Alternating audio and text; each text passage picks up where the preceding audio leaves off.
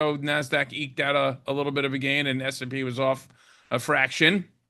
The Christmas in July mid-year summer rally that we had warned you about or prepared you for came in bigger than average. But as everyone has learned from the Almanac over the years, August and September are the worst months of the year. We are firmly in the correction camp, as noted by Investors Intelligence. They're bullish, bearish, and correction percent advisors. They've put us in the correction camp. We did some recent posts on the summer break, especially some calculations on the mid-July peak to the end of September, and a little nice chart about August and September being weak. So go check those out on the feed. Go to Stock Traders Almanac for more details on our portfolio maneuvers and the market outlook. Now let's bring on my friend John Bollinger. John holds the CFA and CMT designations. He's the president and founder of Bollinger Capital Management, which provides technically driven money management services, and they develop proprietary research for institutions and individuals. He is best known for the Bollinger Bands, developed in the early 80s, used worldwide by everybody. It's on most market charting software. His book, Bollinger on Bollinger Bands, what a great title, was translated into 12 languages. He has these very prestigious awards: the Technical Securities Analysts Association of San Francisco Lifetime Award for Outstanding Achievement in Technical Analysis. I can tell everybody that John's daughter Zoe, who will be is going to be taking over the business at some point, we'll talk about that later. She and I will both be at their annual symposium, annual event in San Francisco in September, along with Katie Stockton, Andrew Moss, and another gentleman, Scott Richter, I think, all CMTs. He also has the 2005 CMT Association, the annual award for outstanding contribution to the field of, you guessed it, technical analysis, and the IFTA 2015 Lifetime Achievement Award. Basically, John is a legend of technical analysis. I've known John for many years. We go way back. He knew my father. He's embarrassed now. It's been a pleasure being part of his markets list, the old school listserv that we get to talk about very wonky technical things, sometimes beer. And also we've had a couple of nice rendezvous at some events recently. So welcome, John. Thank you for coming on. Thank you so much, Jeff. A great pleasure to be with you. We're going to get into some technicals and some market stuff, but first let's talk about the old days. How did you get into the business? When did you start using technical analysis? I switched over to full-time market analysis circa 1980 or so, 79, 80, 81, in that area. It was a gradual transition. I did so because my mother was retiring, and she'd asked me to look after her retirement fund. She knew I was interested in stocks and such. And so I tried to do it the traditional way with brokerage house research and fundamentals and such, and didn't do so well. And I caught on to technical analysis, and I did better with that. And I just never turned back. I just been a lover of technical analysis and paying attention to what the markets say ever since. When did you get your CMT? I'm in the first batch of CMTs, so that's it was in Camelback. The first test was given at Camelback, which is in Phoenix. God, I can't remember. It was a long time ago. Before the bands, right? Before you created the bands. No. After the bands. So, yeah. What were you doing before Bollinger Bands? I was a cameraman in the movie business. Originally born and raised in New York, and I moved out to California because the sort of work that I like to do, there was more of it available there. So now I've been in California ever since. Then there was this program, this network called the FNN, Financial News Network. Yeah. Tell me about that experience. That was unbelievable because the people who ran the network, all of management, all they cared about was good television. They didn't know anything about markets. I mean, nothing. So that meant it was free play for those of us who were interested in markets. We could do whatever we wanted. We could talk about whatever we wanted. I got in there because the chairman of the board of FNN was a guy by the name of Earl Bryan, Dr. Earl Bryan. And when he'd been in college, he had developed a technical analysis program for an old digital equipment company computer. And he wanted to integrate more technical analysis content into FNN's programming. So I was hired to do that. And I spent 6 years there, eventually becoming their chief market analyst. But it was just an incredible time. And the reason it was an incredible time was because of the people I got to meet. My office was right outside of what we call the green room, which is the room where guests come on. So virtually every analyst and every, technical, fundamental, economic, whatever, all the analysts came through that green room, and I'd just go sit in the green room for hours at a time and chat with people. It was just an incredible experience. I got to meet so many fine people. I learned so much from them. It was, I arrived at FNN thinking I knew a fair bit, but after a couple of years at FNN, it really, really sized you up. You really found out that you only knew this much. So that was really incredible. You used to do a show with Bill Griffiths back then, right? You did I did a show with Bill Griffith. I worked with Ron Ansana. I worked with Sue Herrera, with Lee Begeft, many of the other analysts there. So the people there were a really, really great crew of people, and we pulled the oars really hard. And I'm sorry that it ended, but for me, the ending was a great event because even though what happened is NBC bought FNN for its distribution. That was back in the cable days and such like that, where distribution was really hard to get. So NBC bought and shuttered FNN, and they offered me my job back in New Jersey, but I didn't want to move back east. So I founded my own firm in 1990, and that was an absolute godsend for me. It was the best thing that ever happened. GE, which owned NBC at the time, buying FNN to shutter it was, I was terrified at the time. I was really hurt. I was really upset, but it turned out to be the best thing ever. So that's when you started Bollinger Capital Management. Yeah, 1990. So it's what's that? 35 years now. Yeah. That's ironic. That's about the time I started full time with Yale. Yeah, that's when I remember Yale fondly. I mean, we talked many on many occasions. We were on a different listserv together, and I exchanged a lot of email with him. And yeah, I really miss your dad. He was a great. As my mom would say of my grandfather, he was a grand old gentleman.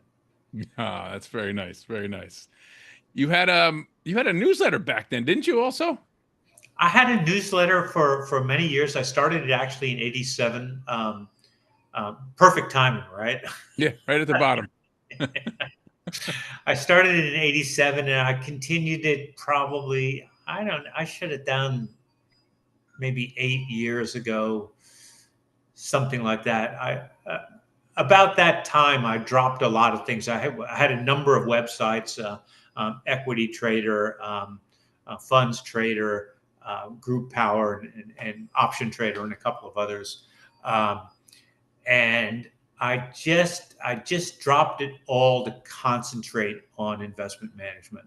It all seemed superfluous to me, and I really wanted to focus on the core business. You mentioned my daughter Zoe, so a little bit more than 6 years ago, she joined the firm.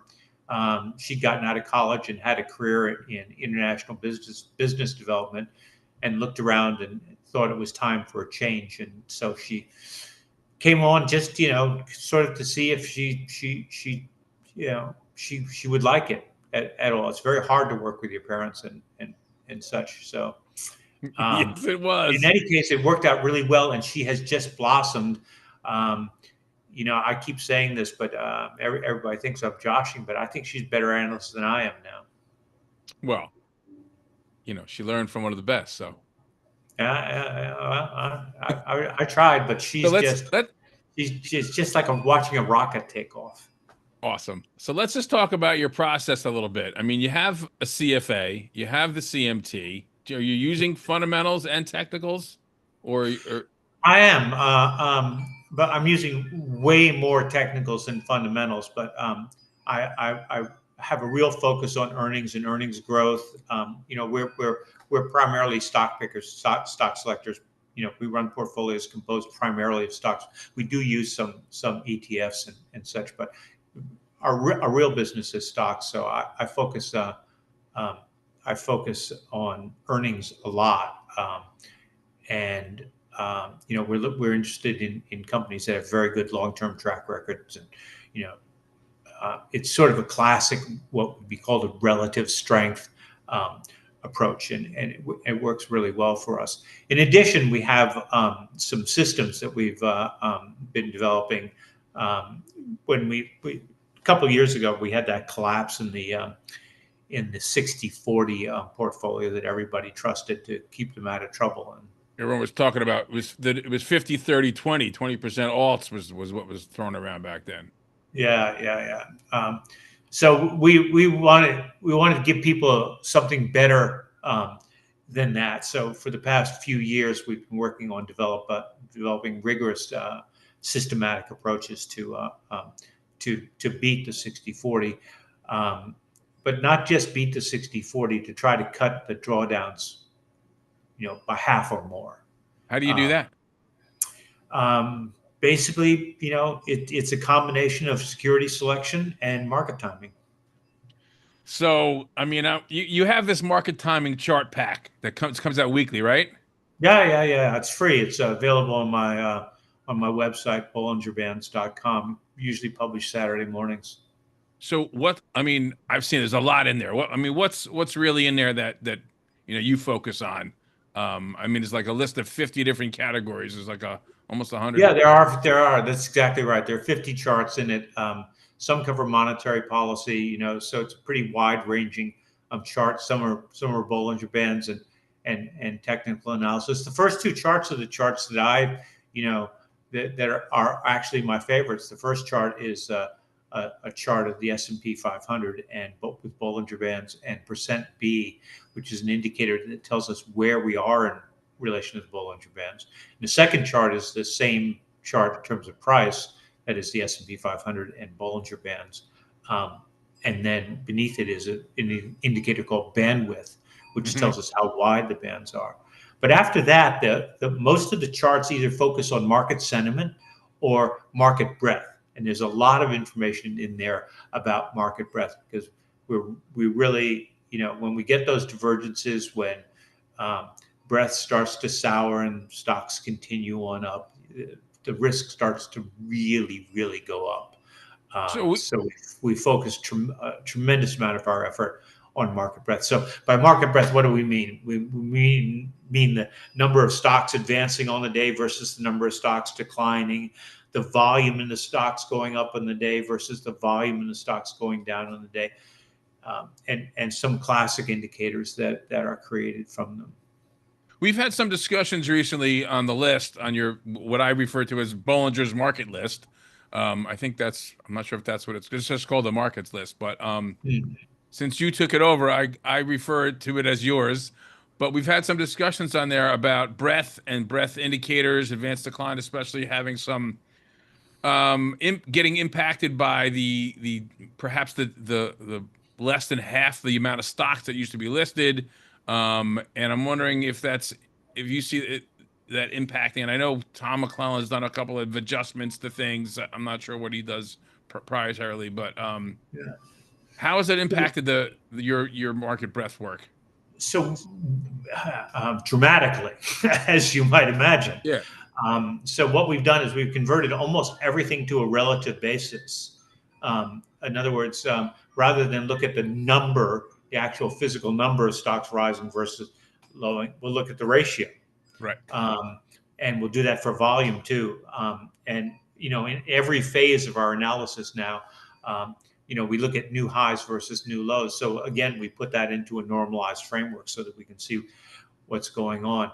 That really helps over the long run. It helps you compare, today's action with different periods in the past to try to understand, what market structure is and such like that.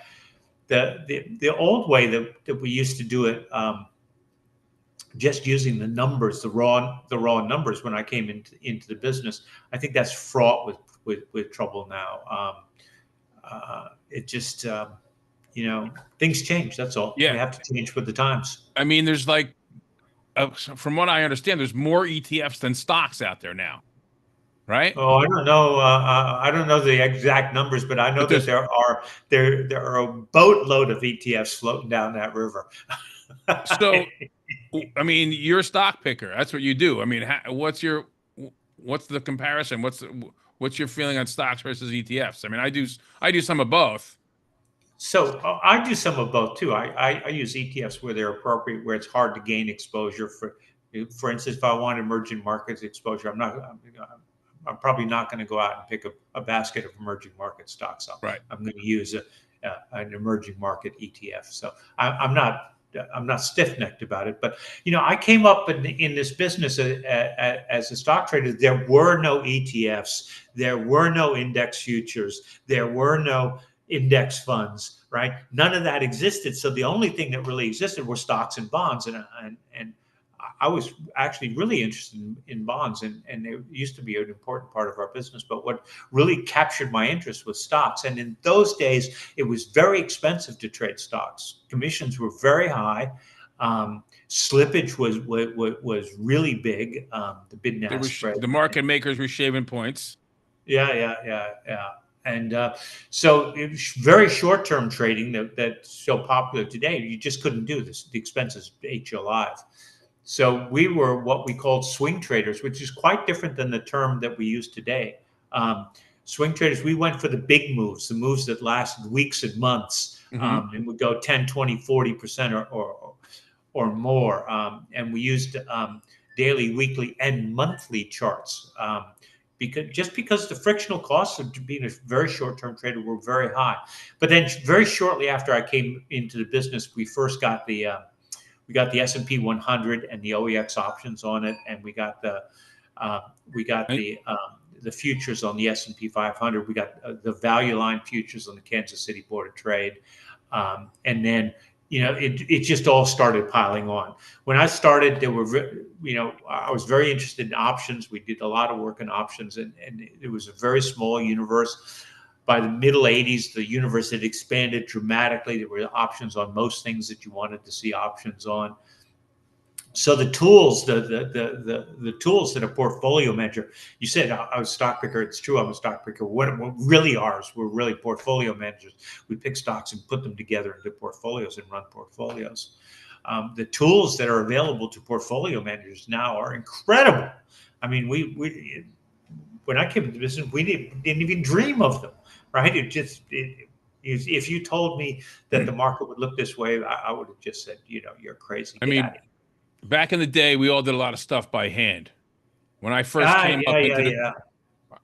came into business, I used to do the calculations for the Almanac on an adding machine and graph paper that Yale had created. I ended up converting a lot of it to Excel myself, but you still find some value in doing things by hand, right? So I do find some value in doing things by hand. Just take this example, indicators. We have RSI, ADX, MACD, all these indicators that people use. I really think that when somebody starts to use an indicator, for the first little bit that they start to use it, they should try calculating that indicator by hand so that they can see what happens as prices change and their inputs change. They can see what happens with the indicator. You don't have to do it forever. I'm not saying you have to sit there with a pencil and a calculator and such like that.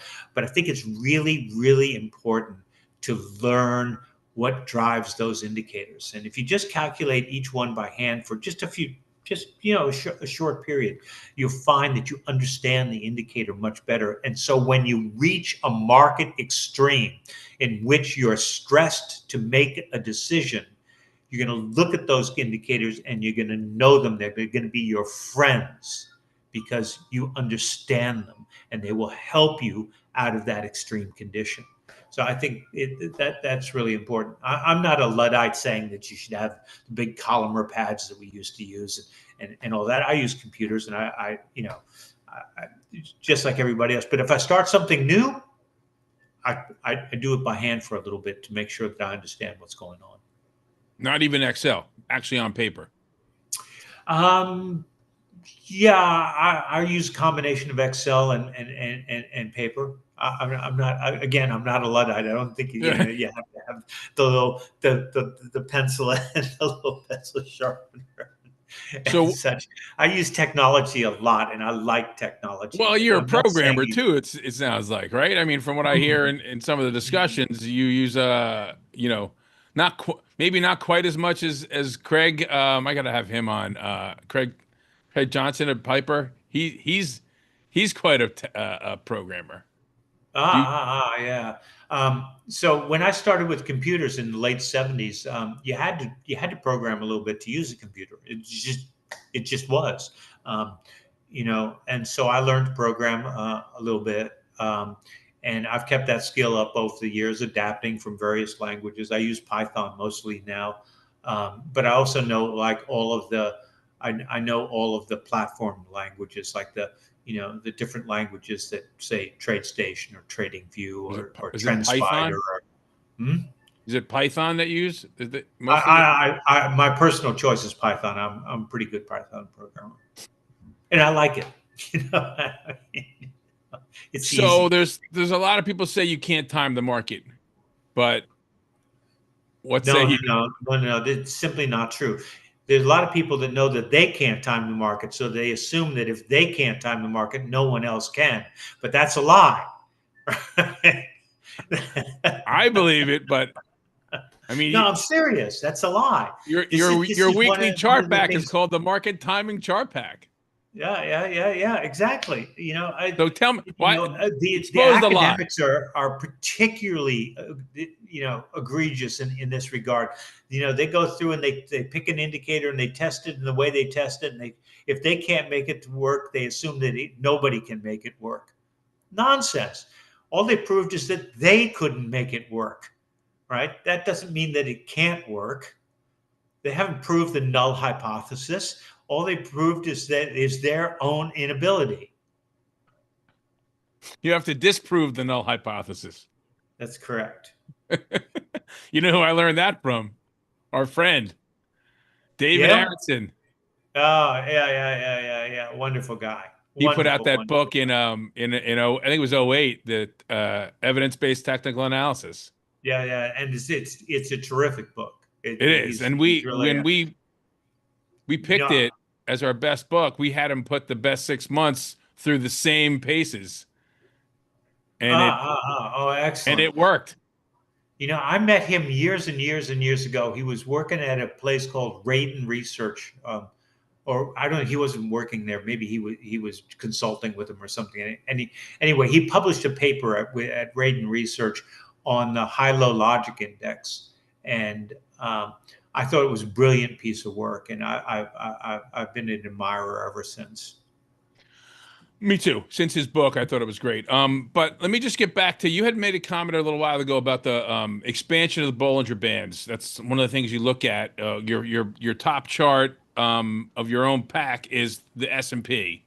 I know we talked about it. I was at there was a New York City CMT event downtown. Ryan Dietrich was there. JC, not Pretz, was the other guy. I forget his name. And Todd Sohn was there. So they were presenting and took some questions. And the first question came from a gentleman who was pointing out that the market was at the top of the Bollinger Bands. I think this was July 10th or so, if memory serves.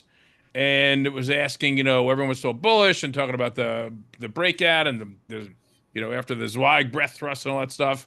And one of the responses from the panel was that, when you're above the 200-day moving average, you could, maybe increase the standard deviations for the Bollinger Bands at the top level. And, looking at it today, as I was preparing for this. It looks like the Bollinger Bands expanded. You were talking about the elasticity, I guess, is what you said Mm-hmm. before. So Yeah. it's almost like your indicator accommodated this bullishness inherently in the way it's built. But looking at the charts, to me, it seems like that kind of expansion has preceded a bit of a pullback or a correction or some kind of drop. What are you seeing there? So what you typically get in the early stages of a move is price will get to the upper band, and the move is strong enough that it will stay there. It just, we call it walking up the upper band. So what we look for is a series of separations from the band, um, that clue you in that there's some internal deterioration, that momentum is dying. So we call it three pushes to a high is the typical pattern that you'll see there. And I think then that we check some indicators, some supply demand indicators, accumulation distribution indicators. And if they're weakening as well, then we'll get defensive. Um, but what you'll typically see is that you'll have a walk up the upper band, and you'll get that separation. It will start to move sideways. We call it a consolidation. It basically, the market is digesting the gains that it just made. And if you look down at these accumulation, distribution, and supply demand indicators, and if they remain positive during that phase, then the odds are that you're going to get a positive resolution and another leg up. So that's one of the ways that you can use market breadth and Bollinger Bands and indicators like that, to understand what's actually happening in the market. The problem is most people, they think they know what's happening in the market, and rather than go to the market and ask what's happening, they go to the market and argue with it, which never works out well. So agree. So what's happening right now? I mean, I'm seeing a little bit of that separation as I'm looking over my shoulder to the S&P chart. But Yeah. is there support? Is there support? The supply that you're talking about underneath there, supply demand support. It looks pretty good. It looks pretty good now. I'll know better tomorrow because Saturday morning I'll go into the office and I'll run the chart back and take a look at all the indicators and such. But And that'll as be of this, available at bollingerbands.com. Click on yes market sir, time charts. yes sir, free as always. There you go. Uh, But in my normal review, there's a guy on Twitter, by the name of David Cox. He's a guy up in Canada, and he posts these beautiful little checklists, market checklists. And mhm. he's got one for what's the trend of the market, and he's got another for is it is it a good time to buy, and there's another one, is it a bear market bottom, so on and so forth. uh, and that's a lot of what we do as well. We have these little things. Are we above the 20-day average? Are we above the 50-day average? Or are we above the 200-day average? Is it just the S&P 500, or is the Russell 1000 also much broader index also participating? Things like that. So we have these checklists, and it's the same thing. You see the price walk up the Bollinger Bands, and the checklists are all positive, and you start to get to a top and a consolidation, and a few of the check marks fall off the list, and such like that. So that's our process. We ask the market what's going on, and we try to stay in tune with market action. So as of right now, before we go get your Saturday morning, chart pack done, we're still pretty bullish. You still think there's support, and we're not running the risk of any, correction, notwithstanding the August, September stuff that I mentioned in the beginning and that we talk about in the Almanac. And Well, um, last I checked, it was still mid-July, and so another little push to the upside after a little bit of consolidation still would leave plenty of room for what I refer to as a fall correction. yes, Just that's the way I learned it. it's interesting. It's moved around over the decades. When I came into business, September was a hellish month. You really had to be sharp on September, and then that became October, and then that became late October and early November, and now it's back all the way back up. Now it seems like it's August, September again. Yep. So these things move around somewhat, and it's crazy not to pay attention to what I call them seasonals. But it's crazy not to pay attention to seasonals. Every bit of environmental information that you can get your hands on, is helpful when you're trying to run a portfolio.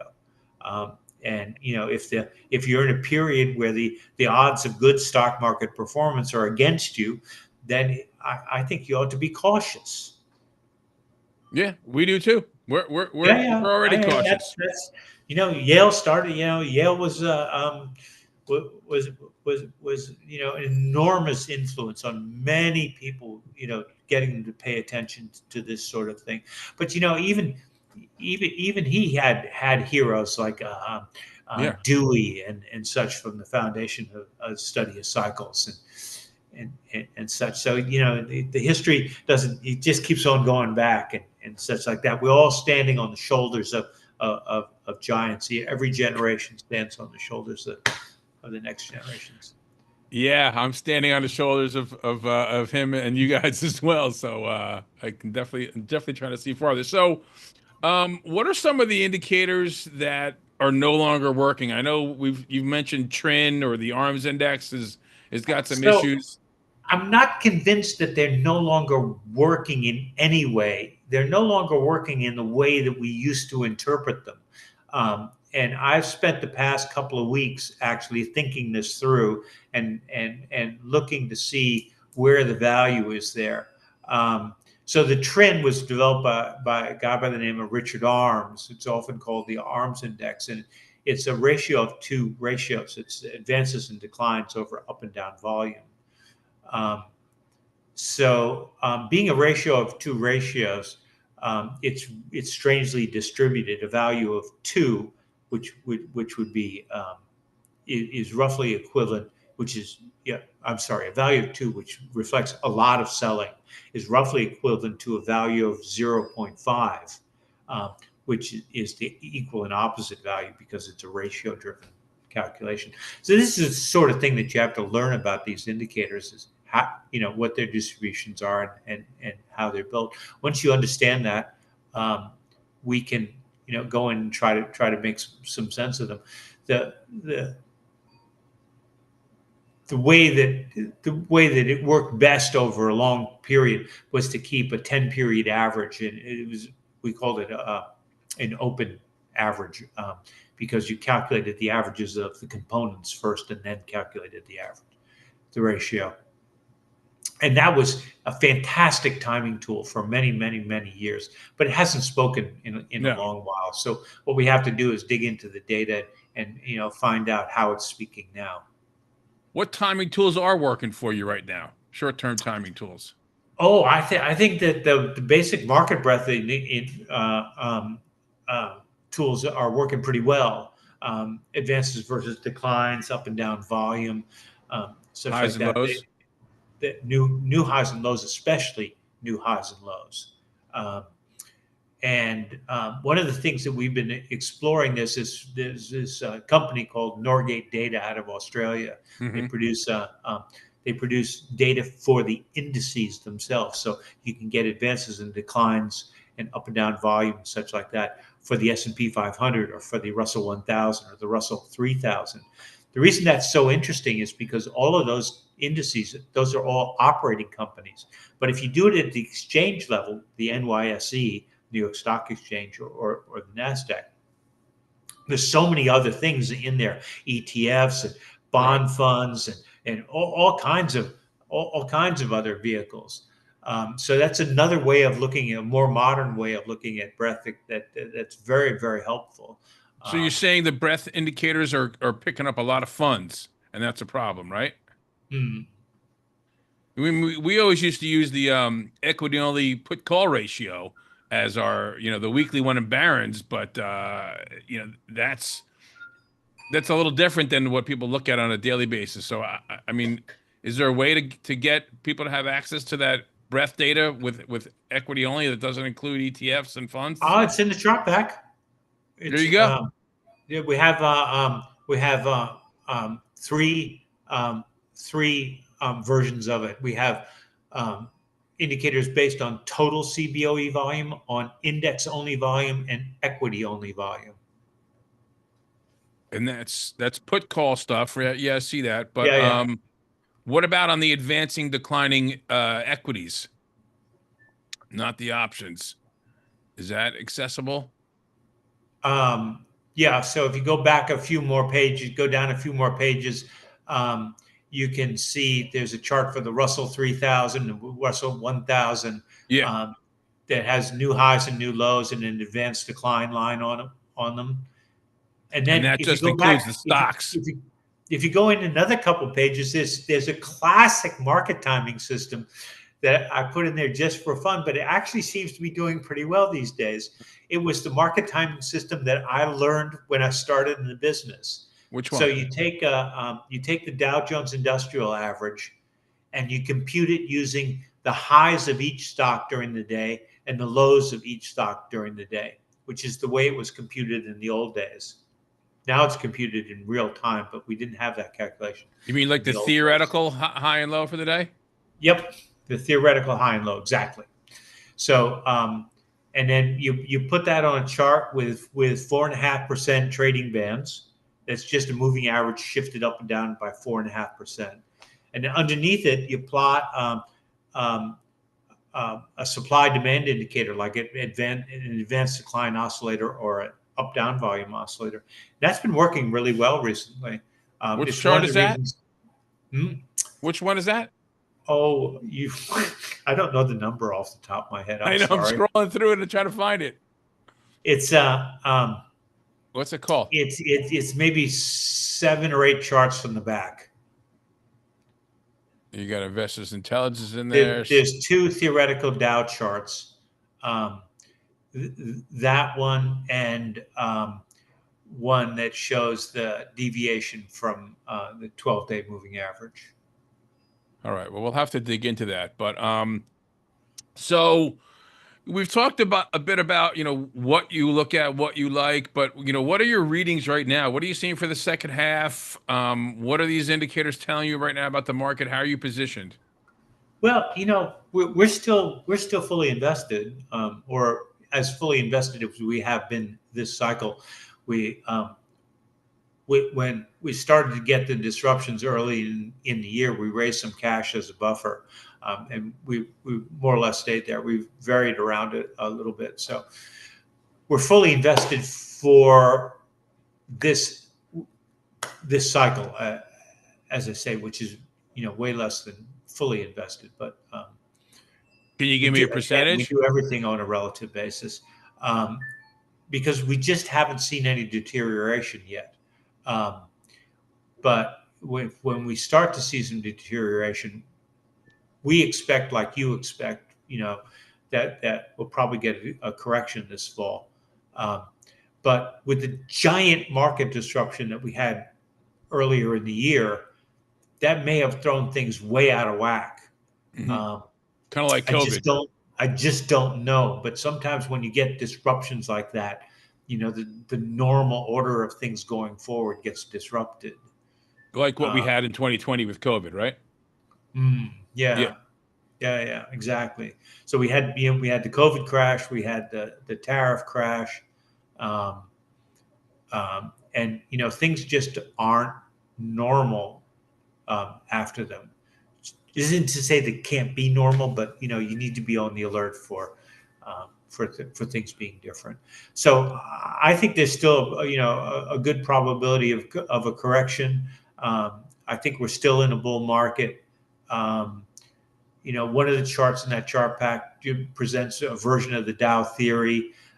We have a Yeah. simple chart of just the Dow Industrials, the Dow Transports, and the Dow Utilities, each with a 50-day moving average, and they're all over their 50-day moving averages. That's a bull market. So the folks that said we had a bear market in April, you don't agree with them? Oh, I've been through bear markets. Bear markets are soul crushing. Are soul crushing, long drawn out affairs. That's 73, 74. It's more By like a the end of flash crash we had, right? Yeah, by the end of 73, 74, nobody ever wanted to hear about a stock again. Yeah. Right. Or I mean, oh 07, oh 08, or oh yeah, 09. yeah.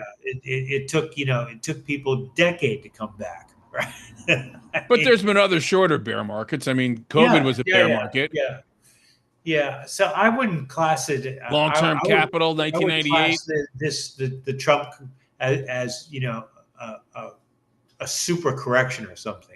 Yeah, I mean, I still look at the Ned Davis rules myself, and it didn't qualify in my book or Ned's book. But so let's talk about the stuff that you're, you know, investing in, that you're positioning clients in. Are you individual stock names? Is there anything you can share about where you're seeing value, or where you're positioned? I prefer not to talk about, individual holdings that we have. That's complicated because I'm an RIA and, Right. um, But you know, generally, are you looking at but technology? I still like the tech stuff. I think that there's, once you move beyond the obvious names, I think there's a lot of opportunities left, with some stocks. I'll give you a hint. You can solve this one on your own. Um, you know, NVIDIA has been a stellar performer, but there are several other tech stocks that have outperformed it over the same period of time. Okay, So, that's fair and enough. that's part of what we do. We look at what's working. We look at what's strong. We look at we look at stocks. We look at groups. We look at sectors, and we try to work out what's working and how all the parts and pieces Any other fit themes together. you Hmm? got? I mean, so tech stocks that are outperforming Nvidia. Um, yeah, that's What one about the way to people? go. What about the firms that are powering the whole AI tech boom and the crypto boom? All the It's interesting. We actually do own a few utilities, which is, and we're not utility investors, but they're working. So we do own a few utilities. We also have a fairly heavy commitment to the industrial sector, which has been doing really well. I mean, some names that you would normally think of as really stodgy names, names that just don't move around that much, have turned in some really terrific gains here. So there's a lot of basic industry companies that we think have a lot of potential. And another theme that's been a giant theme for us, and we think is really important, is the service companies.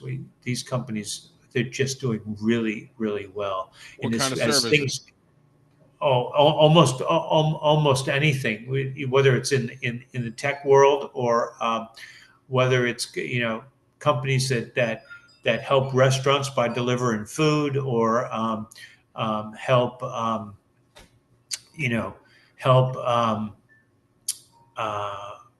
stores by, um, you know merchandising and such like that. All this just giant service business out there that has so many facets, and they're doing better than the companies that are actually making things. Um, and that would be, I would include, I would include companies that, how to say it, service companies. It's beyond it. It's like MSCI and SPGI. Um, these are financial companies, right? That are service investment advisors in the investment community by providing them the information that they need. So I think of them as service companies. Right. Um, and What about in what about the same's true in the finance, in the finance sector. A company like Charles Schwab, you think of as a brokerage, I think of as a service company, because the vast majority of its business now is servicing RIAs, right? right? So it's, Mhm. I just think that once you start thinking about services in a kind of global sense, I think there's a ton of opportunities out there. Any crypto, any Bitcoin, gold? I'm a Bitcoin enthusiast, so I Oh yeah, love it. I think it's a super tradable. I think of it as a commodity actually, but I think it's super tradable. It responds to technical analysis like almost nothing else. I mean, really? our technical tools just tear Bitcoin up. I mean, Awesome. it's Zoe. Zoe was built a trading system a couple of 4 weeks back that worked really well. And I said, "Why don't you try it on Bitcoin?" She went, "Wow." It's just for I can't explain it. I originally thought it because there was so little professional participation in Bitcoin. When I started, it was still very much a fringe activity. It was only some enthusiasts basically and such like that. But now, there is a tremendous amount of professional interest. Now I thought that interest would erode Bitcoin's useful as a technical trading vehicle, but it has not. Improved it. Yeah. So Bitcoin, Ether, Solana, Ripple, Litecoin, all of those are all really What about the good. service companies there? The exchanges, the Coinbase and Robinhood and all that stuff. What about them? Is Been doing pretty well, haven't they? yeah, yeah. So I mean, I guess that's kind of a rhetorical question. I'm just looking for your Bitcoin chart here. I see one Bitcoin chart in the chart pack. Yeah. Yeah. Well, the chart pack's really about the stock market. I mean, I that's think you got to put some more crypto Bitcoin charts in there now that we're talking about it. Maybe. okay.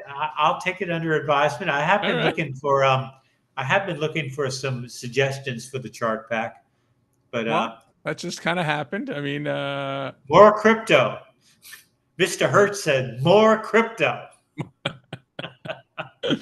so I don't know. Friday afternoon is getting here. What's the future hold for you? I mean, it doesn't sound like you're going anywhere. Yale never retired. Are you ever retiring?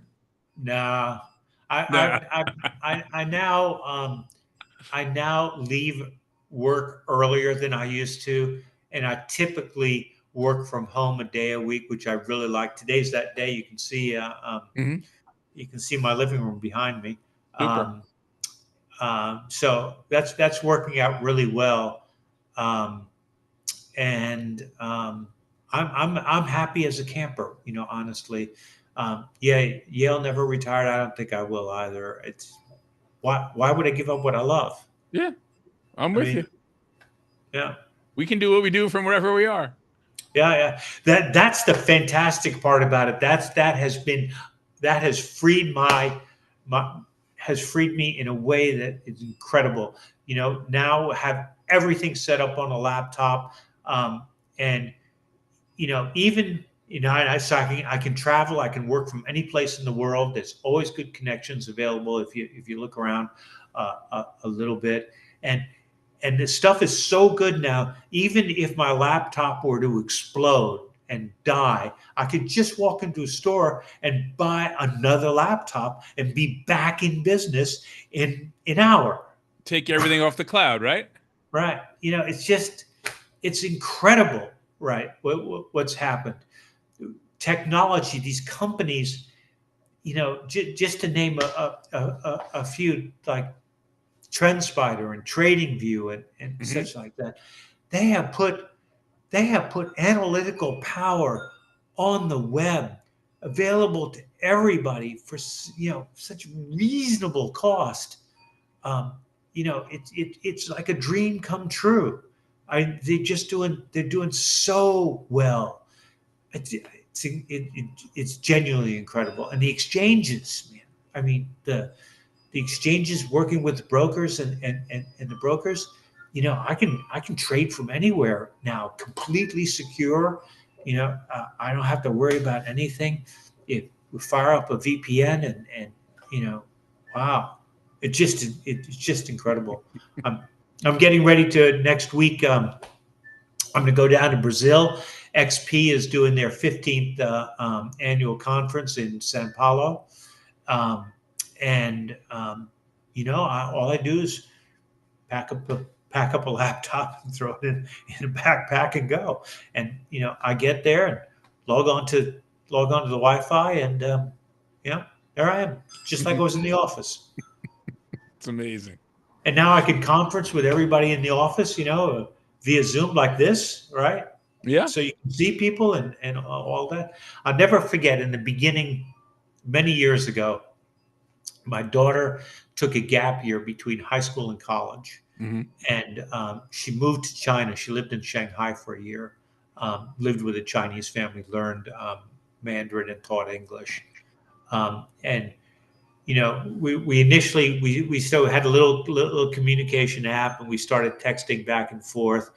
And, I saw the new computer age emerge, because one day it offered me, Billy, do you want to use video? And I went, yes. And boom, there was my daughter from Shanghai. And it was magic. It was pure magic, right? So, yeah.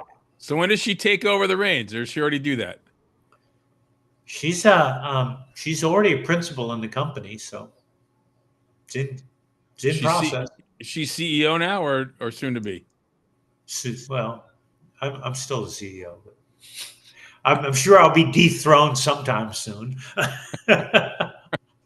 Yeah, we had to figure that out with Yale. It wasn't easy, but it happened. I'm not against it. She's earned it. She's doing really astonishingly well. That's amazing. Congratulations. She's absolutely earned it. So I will be with her in San Francisco. Are you going to be there in September? I will not, unfortunately. That's okay. I'm getting ready for my trip to Brazil, and so I can't. I'm thinking maybe I might do a show from out there if I can get everyone to maybe sit down with that group. Katie. Oh, Stockton, you should. Yeah. You should. You should. I think there's that wonderful guy from the group there, Mike Jones, is I think organizing that. I'm sure you can talk to him and get a panel together. Probably as an event in the. Maybe. Yeah, I'll have And Todd. Brett VM is Yeah. also a very important organizer there and stuff like that. I'm sure between them they could accommodate you. That sounds great. Appreciate the advice on that, John. Yeah. I think it's a great idea. It was great catching up. Oh, my pleasure. The time. We should talk more. At least I learned a lot. I'm not sure, other than August, September, what I taught you, but I don't know. I'm looking forward to tomorrow's chart pack. Okay. I will, round 8 or 9, I'll have a cup of tea and then head over to the office and bang out a chart pack. Hit go. All right. Well, it was great catching up again. Thanks for joining me, John. Thanks everybody for tuning in on X and on YouTube. Again, I'm Jeff Hirsch. This is WealthWise on Biz Talk Today TV, brought to you by Crosscheck Media. And for more on my analysis and picks, go to stocktradersalmanac.com and check me out on social. Again, BollingerBands.com, John's B Bands at B Bands on Twitter there. So have a great weekend, everybody. Thanks, John. You take care, Jeff. Thank you. All right. That was really good, guys. Really, really well done. Thank you. Appreciate you, John. Appreciate you, Jeff. Yeah, that was great. That was great. We'll have this out right away. The live version's actually still playing. It's on a delay right now. I think I just stopped the Twitter version. I don't know what I did. So it can't be live and delayed, right? Oh yeah, good point. Well, it's slightly. I'm sorry. Well, it can be live, but a 7-second delay. We didn't even need it. We didn't even need to be edited. There was no bad words. At one point in at FNN, they tried to impose a tape delay, and the gosh darn thing, it just never worked right. just never worked right. Because, we took a lot of live phone calls and stuff like that. And you never could tell. There were always cranks out there. There were always crazy people out there, And they got really good at masquerading, Oh, I just want to ask about that, and then they get on the line and So we had a tape delay. We had a tape delay for a while, but it just never worked. The technology wasn't there yet.